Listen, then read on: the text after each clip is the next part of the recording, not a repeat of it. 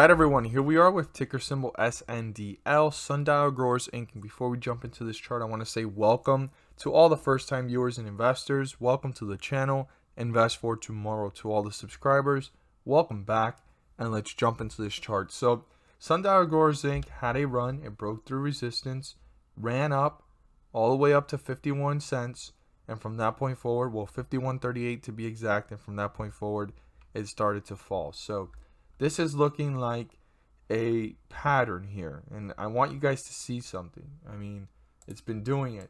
Happened here. It happened here. It really happened here. Like, you could really tell, right? And then you could just see it again. So this is fighting really hard to stay above way down here at 45 cents, which we've talked about the 46-cent range. We talk about, breaking through lows here. We also had the 46-cent range down here, but this is fighting to stay above 45 cents, and it's having trouble definitely holding itself up, and it's just going in a downward trend quietly. Like, these runs are happening, and this is working for somebody that is a day trader or a swing trader, but somebody trying to hold long term, it's just like, this just ran up from about 42 cents, which is probably the most important support level right now. And if that gets broken through, we will start to see this hit newer lows. And right now, for anybody that's long, it's like this just ran up, and then like, why doesn't it hold up? It's just going downwards, and it's repeating the same pattern. Like, it runs up and then it goes right back down. It runs up, it goes right back down. Now, the good thing is, after this low down here of 45 cents and some change, it hasn't ran up and gone down to newer lows. It just keeps doing the same pattern around the same area. So we're going to look at our new support and our new resistance, but I wanted to point that out, and I want every single investor to be aware of the fact that this is not a healthy sign. Like, this is just volatility all over the place, and this is something that either some investors will say, hey, this is a good day trade, this is a good swing trade, and other investors will say, hey, I'm buying on the dips because I see potential and I'm holding long term. I don't care about these fluctuations. It's all about perspective there, to be honest. But in my opinion, this is below $1, and I've heard a lot of people say, they have the 100-day compliance day. I get it, from a reverse split or whatever is going to happen with it being below $1, so they have time. And then I've also seen a lot of comments and people say they're now debt free. So when that kind of all rolled out, that's when we saw the spike and so forth, but it's not holding up. It's not holding itself up, and it's doing a really good job at staying above 45 cents, which is, I think, more important than 42, because that's the previous support that we were watching, and it's doing good there. But it hit a new low recently at 42 cents, and we need to see if this holds up from 45. If it breaks through it, does it break through 42? And what's going on with the stock overall? Because, I mean, it has a lot of volume every single day. So it's not really doing much. It's just kind of running up and running out. So I think a lot of investors, they're participating in the stock, right, for a few hours, and then they all get out. And then there's people getting out, that got in down here. And they're just playing with this one. I mean, a lot of investors, if you guys feel comfortable sharing the way you've been playing this, you're more than welcome to write it down below. But I believe that a lot of people have been swing trading this and day trading this more than anything.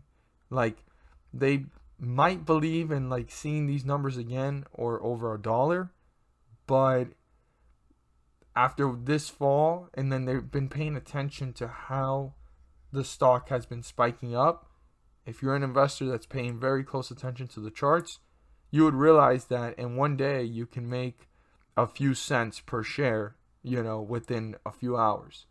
It's very risky, but it's showing that. So I'm not here to tell you guys how you're supposed to play this and what's the right way to play this or what's going on or what your perspective should be. I'm just stating the way that this is showing the investors are participating and behaving within this stock.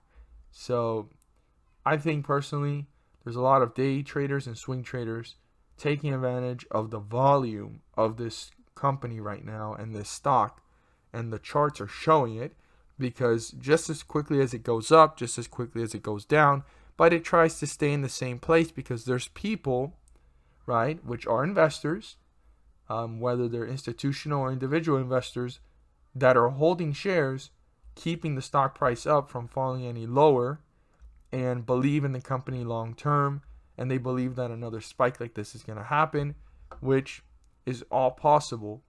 But for the most part, I've seen more swing and day trading going on here than anything else, and I just want every single investor to be aware of that you want to watch this carefully, how the stock is behaving, because the way this chart is showing us where the candlesticks are going and what they're doing, it tells us what investors are doing. Like, that's how you can track the investor sentiment.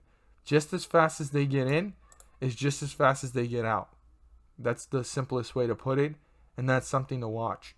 Then there's the 1%, which is another strategy, but you need to know what you're doing, and you need to have your due diligence and research done, which I would say is very risky, but obviously when there's risk, there's reward, because this is below $1 and there's a lot of uncertainty, and there's a lot of other ticker symbols in the same sector dominating much better than this one, according to studies and research and also other analysis. You know, they have higher price targets on those other companies. But back to Sndl, there's people buying the dips and they're holding long term, and I would say that's very risky. But some people will disagree with me and say, hey, I see a bright future ahead, and I'm not gonna lie, you guys that believe in it and see the risk to reward, there will be a reward, but the risk is there. Don't forget about it. And that's probably one of the most important things to keep in mind when you're looking at the chart overall and what's going on here with this stock. I want every single investor to be aware of that, because I'm just looking at the chart and the behavior is showing swing trading and day trading big time, because it's just same patterns. It's holding itself up nicely though above 42 cents, which for now is a good thing. So the 50-day moving average is here at 48.18 to be exact. I want every single investor to write that down. I think that's probably one of the most important numbers to have written down right now. And I can't land on it. There we go. That's where the tug of war is going to show who is dominating. Are the bears dominating, which they are right now when we're below it, or are the bulls dominating when we're above it, right? And we're not above it right now. So bears are dominating the chart, but doesn't mean that the bulls can't reappear. Now, the highest point reached in the day was up here at 51.39/38, give or take. That's the point that needs to be broken through by the bulls. But before getting there, they have a resistance level to break through, and they have a 50-day moving average to break through. So let's talk about support first. Support is 47.19. 47.19 gets broken through. I'd pay very close attention to how the stock is reacting, because it's moving down pretty quickly and moving further away from the 50-day moving average in a downward direction. Very important to keep that in mind. Watch it carefully and see what's going on, because if support is broken through, we're getting deeper into bearish territory. We're about to hit newer lows, newer support levels, and we need to watch carefully how the stock is doing and how quickly is it moving down, or are the bulls trying to reappear. Okay, so very important to keep that in mind. Your next support level after that, if it gets broken through, is 46.50, and you want to watch the behavior in between those two supports. Now, yes, the 50-day moving average needs to get crossed. If the bulls accomplish that, their next goal is this resistance, and once they cross the 50-day moving average, they need to cross this resistance level to reach newer highs and pull further away from the 50-day moving average in the upward direction. Very, very important to break through it and turn it into a support. That is 48.84. 48.84 needs to be broken through and turn into a support. So that staircase effect, right? Staircase right here at the 50-day moving average, staircase right here.